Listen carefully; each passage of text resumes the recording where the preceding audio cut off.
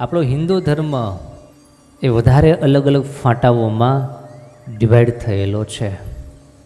અલગ અલગ સમજણો, અલગ અલગ માન્યતાઓ, અલગ અલગ શ્રદ્ધાના કેન્દ્રો, બધાના પહેરવેશ, બધાના ચિહ્નો અલગ, શાસ્ત્રો અલગ, માન્યતાઓ અલગ, બધું અલગ છે. પણ યાદ રાખજો, એ અલગ હોવા છતાં પણ હિન્દુ ધર્મને નાતે આપણે બધા એક છીએ.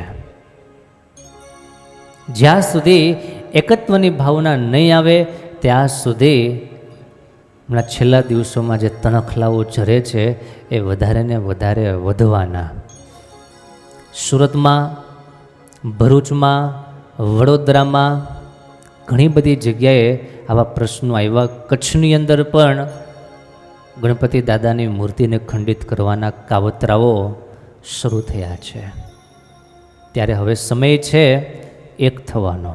અને એમાં પણ એક વિશેષ સારાએ હિન્દુઓને માટે બહુ મહત્ત્વની એક વાત, કદાચ તમારા બધાના મોબાઈલમાં પણ એ મેસેજ આવ્યો હશે, તમે ફોલો કર્યો ન કર્યો મને ખબર નહીં, પણ થોડીક વાત એના વિશે કરવી જરૂરી છે. લગભગ આના વિશે કોઈ હિન્દુ સાધુ સંતોએ વાત કરી નથી, પણ કરવી જરૂરી છે. શબ્દ અત્યારે બધાના માઇન્ડમાં એક જ છે, કયો? વકફ બોર્ડ.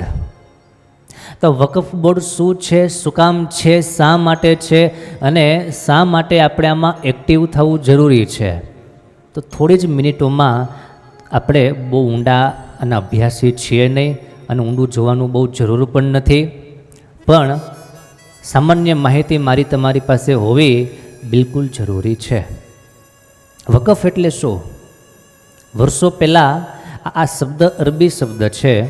મુસ્લિમ સમાજમાં જે દાન કરવામાં આવ્યું હોય, ખેરાત જે કરવામાં આવી હોય, માલ મિલકત વગેરે બધી એની જાળવણી કરવા માટે એક મંડળ સ્થાપવામાં આવ્યું અને એને નામ આપ્યું છે વકફ બોર્ડ.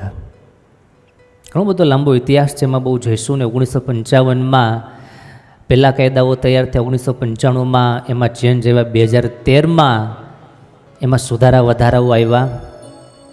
અત્યારે 2024 ચાલે છે અને 2024માં એક બહુ મહત્ત્વનો ફેરફાર એમાં જ્યારે સરકાર કરવા જઈ રહી છે, ત્યારે સરકારને મારી તમારી આપણા બધાની એક સરખી જરૂર છે. વકફ બોર્ડ એટલે શું આપણે જાણ્યું. એમની પાસે અત્યારે વાર્ષિક 200 કરોડથી વધારાની બેઠી આવક છે. 200 કરોડથી વધારે. શેની? તો રિપોર્ટ દ્વારા જાણવા મળ્યું 8,72,292 એની પાસે મિલકતો છે. 8,72,292. ક્ષેત્રફળની દ્રષ્ટિએ જોવા જઈએ તો 8 લાખ એકરથી વધારે એની પાસે જમીન પડેલી છે. તો આનો બહુ મોટો વૈભવ છે. તો એનું હોય એમાં આપણને વાંધો નહીં, તો વાંધો શું છે એ જરાક જોઈએ. સેન્ટ્રલ વકફ બોર્ડની રચના થઈ અને આ મિલકત અત્યાર સુધી એવું ચાલે છે કે એના ઉપર કોઈ પણ કોર્ટનો આદેશ ચાલે નહીં. એ મિલકત ખરેખર કોની છે એ પણ કોઈ ચકાસી શકતા નથી. અત્યારે આપણે જોયું 8,72,000 પ્લસ એની પાસે મિલકતો છે. એમાંથી એની પોતાની ખરેખર કેટલી છે, દબાણ કેટલા ઉપર કર્યું છે અને હડપી કેટલી લીધી છે, એ કોઈ એને કાંઈ કહી શકે નહીં. નિયમ છે, એક્ટ છે. એની કોઈ પણ મિલકતનો ઇસ્યુ હોય તો એનો સોલ્યુશન માટે એની પોતાની અંગત કોર્ટ, અને એમાં જ એનું બધુંય નક્કી થાય. જે કાંઈ ડિસિઝન હોય તે એનું ટ્રિબ્યુનલ જે છે વકફ ટ્રિબ્યુનલ, એમાં જ બધું ડિસિઝન આવે. આપણા ભારત દેશનું સંવિધાન, આપણા ભારત દેશનું ન્યાયતંત્ર, એમાં કોઈ હસ્તક્ષેપ કરી શકતું નથી.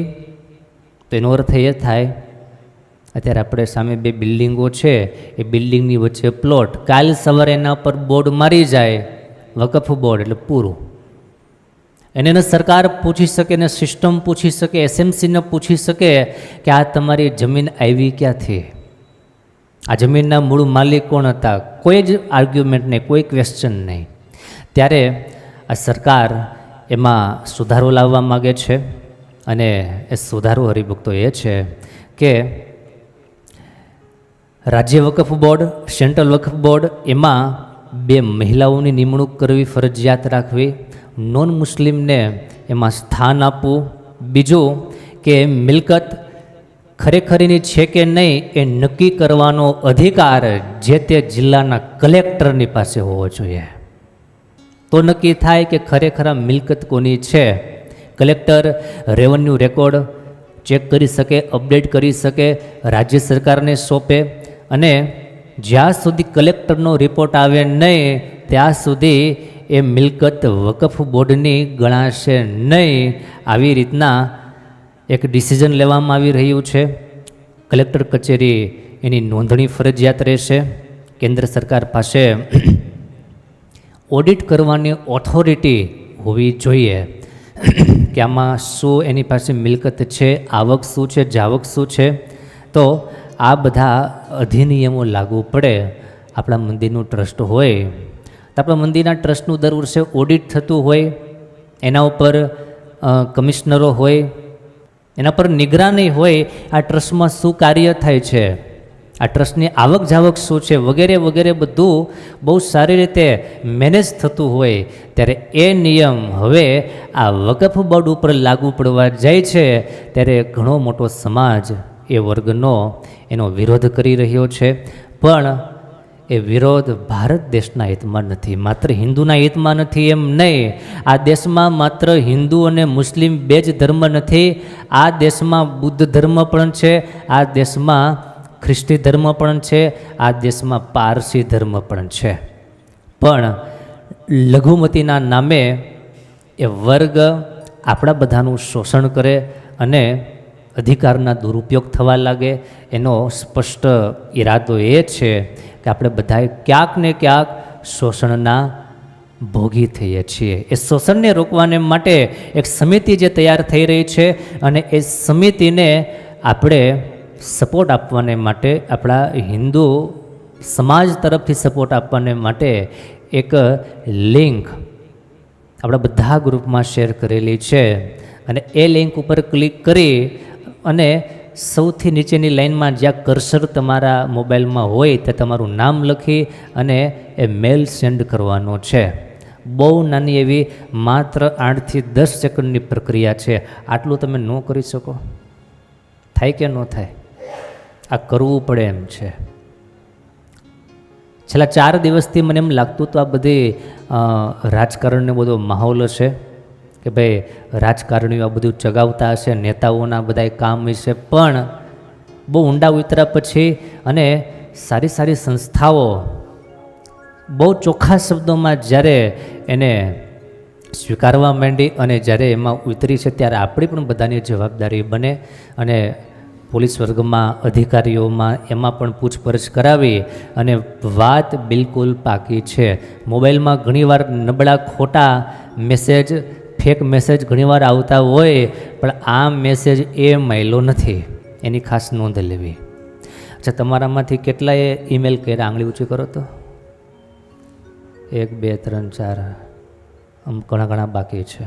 તો હવે કરી નાખશું કે જે રાહ જોઈ છે. 13 તારીખ છેલ્લી છે. આજે કઈ તારીખ છે? હવે સમય આપણી પાસે કાંઈ લાંબો છે નહીં. આપણે એવો ટાર્ગેટ રાખવાનો છે કે આપણા મોબાઈલમાંથી તો ઈમેલ થઈ જ જવો જોઈએ. અને ખાસ નોંધે, એકવાર ઈમેલ થઈ ગયો હોય પછી બીજી વાર ઈમેલ કરવાનો નથી. એક જ વાર ઈમેલ કરવાનો છે, બીજી વાર નહીં.